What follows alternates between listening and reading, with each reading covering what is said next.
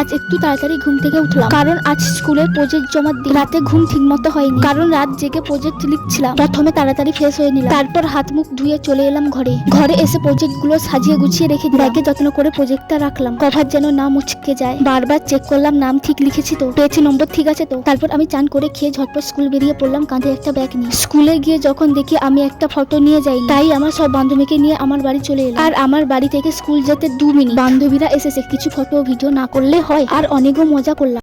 A few moments later. আমি school থেকে বাড়ি চলে এসেছি। প্রথম এসে খেতে বসে গেছি, কারণ খুব জোরে খিদে পেয়েছে। আর আজকে বাড়িতে নিরাম রান্না হয়েছিল, আজ সোমবার বলে। তারপর একটু বিশ্রাম নিয়ে বেরিয়ে পড়লাম বাড়ির পাশে খেলতে যেতে। আর বাড়ির বাইরে বেরিয়ে যখন দেখি আকাশ পুরো কালো হয়ে গেছে, যা আজকে আমার মনে হয় আর খেলা হবে না। বলতে না বলতে জোরে বৃষ্টি এলো, প্রায় 2 ঘন্টা ধরে হলো। তারপর আমি সন্ধ্যা হয়ে যেতে ফুচকা নিয়ে খেতে বসে গেলাম। আর বাড়িতে এখন কারেন্ট নেই বলে সবাই বই দেখছে একসাথে বসে। আর এখনো বৃষ্টি কমেনি। তো বন্ধুরা, আমি ফুচকা খাই, আর ততক্ষণ তোমরা লাইক কমেন্ট করে দিও। দেখা হচ্ছে পরের ব্লগে।